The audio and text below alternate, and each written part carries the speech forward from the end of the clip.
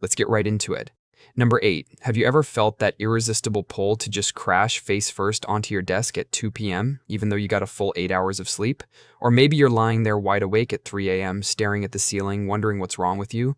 Here's the thing, it's not you being weird. It's your ancient brain doing exactly what it was built to do. For thousands of years, humans didn't sleep in one neat block the way we do now. Our ancestors would sleep for a few hours, wake up in the middle of the night, and then drift back to sleep later. That quiet window of wakefulness wasn't wasted. They'd scan the dark for predators, grab a small bite to eat, or, work on making the next generation. This rhythm of 2 sleep phases, biphasic sleep, was just how things were.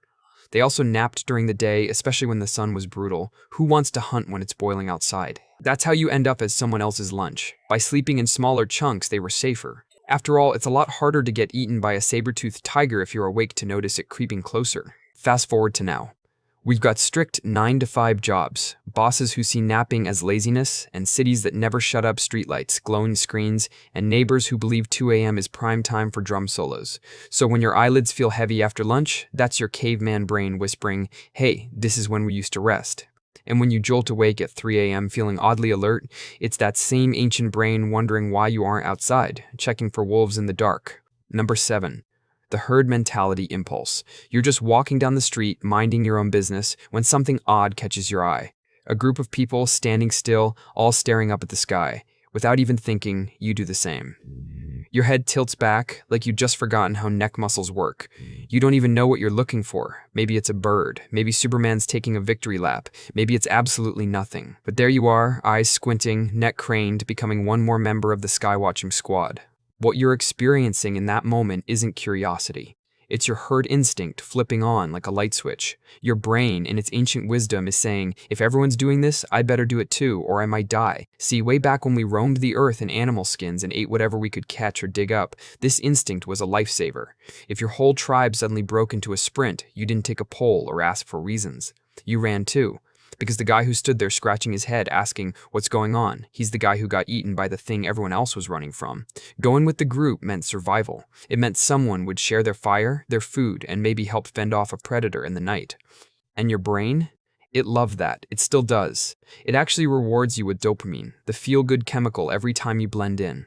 It's like evolution saying, well done, you didn't get left behind. But here's the catch. That same instinct that once saved your life, it now gets you to do some truly ridiculous stuff, like throwing money into GameStop stock because Reddit made it sound heroic, or buying those hideous rubber shoes because apparently everyone has a pair now, or believing a totally fake news story just because your aunt posted it and a bunch of people clicked like. Your caveman brain doesn't know the difference between follow the tribe to the river and follow strangers doing the milk crate challenge on TikTok. It just knows one thing: being different might get you killed, so you conform even when it makes absolutely zero sense. Number 6, the reciprocation obligation. Someone holds the door open for you, and out of nowhere, you feel this weird pressure like suddenly you owe them your firstborn child or something. Or maybe a coworker casually hands you a cup of coffee, and now you're internally freaking out, trying to calculate how to repay this enormous life debt. It might feel over the top, but this isn't you being dramatic. It's actually your ancient brain, firing off alarms about something it takes very seriously: tribal politics. See, back in the day, reciprocity wasn't just good manners, it was life or death. You shared your chunk of mammoth meat today, and someone else gave you berries tomorrow. That's how the whole tribe made it through the winters. But if you decided to hoard your food and keep it all to yourself like some prehistoric Grinch, well, don't be surprised when you're stuck gnawing on icicles while everyone else feasts. That's why your brain evolved to make you feel genuinely uneasy when someone helps you. It's like an itch deep in your chest, and it doesn't go away until you've evened the score. That system kept things running smoothly. Everyone pitched in, or eventually, nobody made it. But fast forward to now, and marketers are milking this instinct for all it's worth. You walk through Costco, someone hands you a free sample of cheese, and suddenly you're pushing a 10-pound block of cheddar into your cart even though you're lactose intolerant. Or a car salesman offers you a cup of coffee, and somehow you're sitting there wondering if that overpriced sedan is meant to be.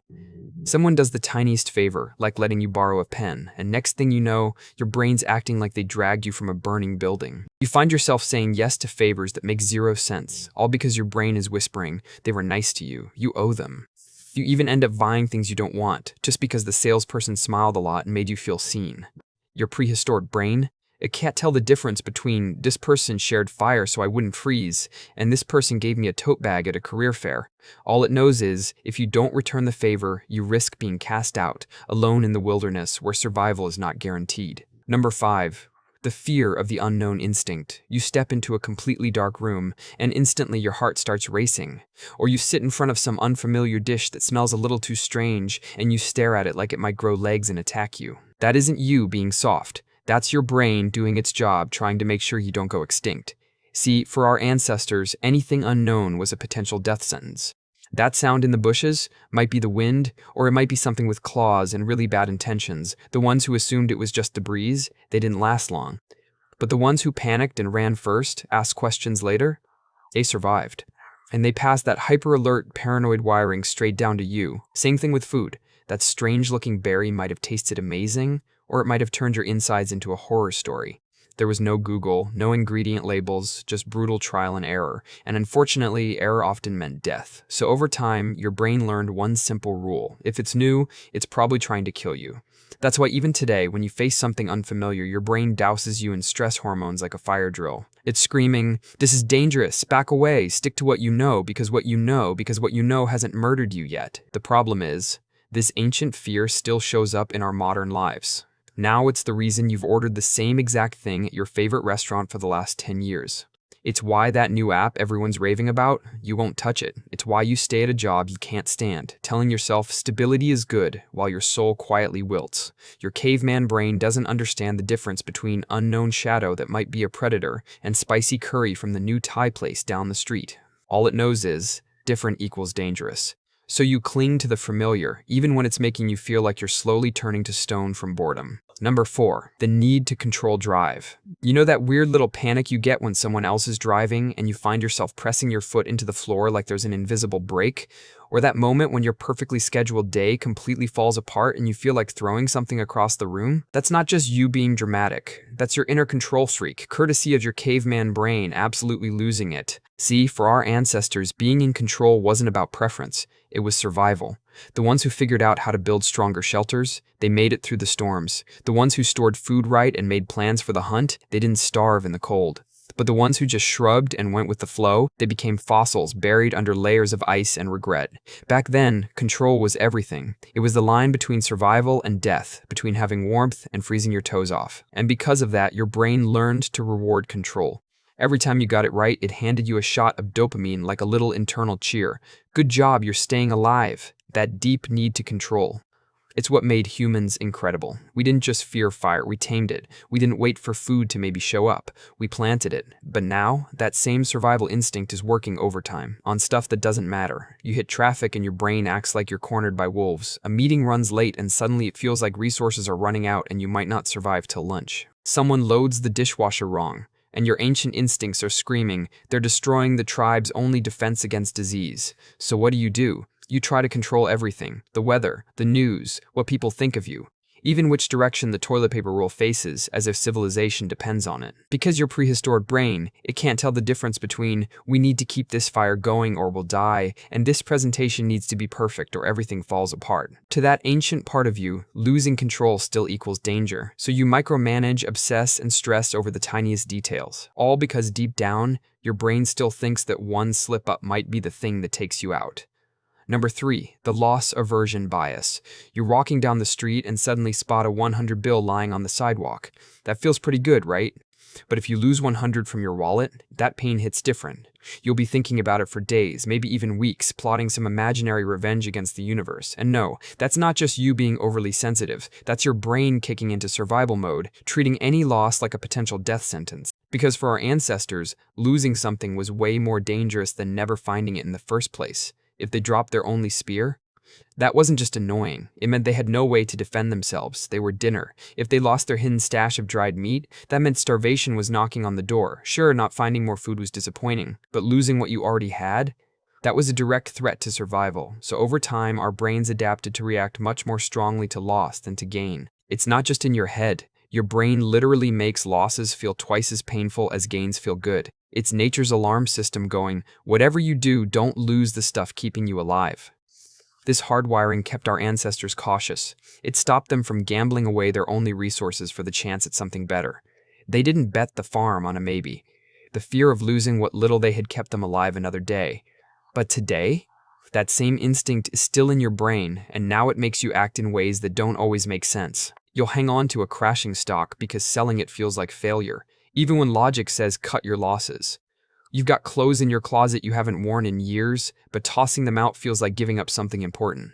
You stay in a job that drains the life out of you, not because it's good, but because the thought of losing that steady paycheck feels scarier than chasing something better. Your caveman brain can't tell the difference between, if I lose this spear, I'll starve, and if I lose this 20 bet, I'll feel bad for an hour. All it knows is loss, danger. So you hold on too tightly, you back away from risks, and before you know it, fear of losing runs the show.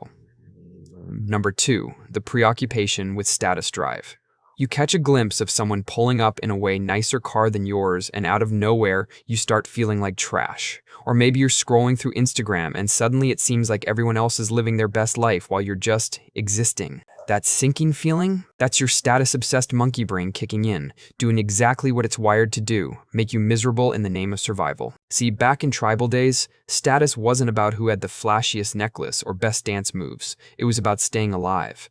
If you had high status, you got to eat first. You had better chances of finding a mate. And when you said, hey, let's not poke that angry-looking bear, people actually listened. But if you were low status, you got leftovers, if any. You had slim to no shot at passing on your genes. And if you vanished one day, nobody really noticed. That's why your brain hits you with a rush of feel-good chemicals when your status rises and drowns you in stress hormones when it drops. Because back then, status literally meant survival. This internal pressure drove early humans to improve, get better at hunting, crafting, telling stories, anything that made them valuable to the tribe. That healthy competition, it made everyone stronger. It kept the group alive. But now, that same ancient system is glitching out in the modern world, fixating on stuff that doesn't matter. Someone has more followers than you, your brain reacts like they just took your last meal. A colleague gets promoted, suddenly it feels like you're about to be voted off the island. Your neighbor installs a pool, and deep down, your brain's acting like your territory is being invaded. So you buy things you can't afford, just to keep up appearances. You try to impress people you don't even like. You carefully craft your life on social media, editing and filtering until it barely looks like you anymore. Then you sit there actually feeling sad because someone's beach vacation looked cooler than yours. Your ancient brain, it still believes your place in the pecking order determines whether you eat or go hungry. It can't tell the difference between low status means no food and low status means fewer likes on LinkedIn. So you chase status like your life depends on it, because deep down, in a different world, it really did. Number 1, the desire for fairness and reacting to injustice. Someone cuts in line, and before you can even blink, your imagination's already playing out an entire scene where you flip their shopping cart in slow motion, or a coworker slyly presents your idea in a meeting like it was theirs, and you spend the next 7 days quietly scheming your revenge like a medieval tactician. Now, that doesn't mean you're being petty. That's your brain treating unfairness like it's a direct threat to your life, because once upon a time, it was. In a tight-knit tribe of 30 or so people, fairness wasn't just a nice moral idea, it was essential for staying alive. If one guy started hoarding food while others went hungry, that wasn't selfish, it was sabotage. It put everyone at risk. And the slacker who never helped hunt but still showed up for dinner? He was stealing from those who actually bled for the meal. So your brain evolved to go full red alert when it sniffs out unfairness. Rage isn't just emotional, it's a built-in survival tool. Because if unfairness went unchecked, the whole tribe could collapse. And without your tribe, you didn't stand a chance. This wiring kept early humans in check. Nobody wanted to be the one caught cheating the group. The consequences weren't subtle, getting exiled or worse, getting your skull cracked open by someone who'd had enough. Fairness was survival. Spotting cheaters meant survival, and punishing them, that too. But today, that same ancient instinct is running wild in situations that aren't even remotely life-threatening.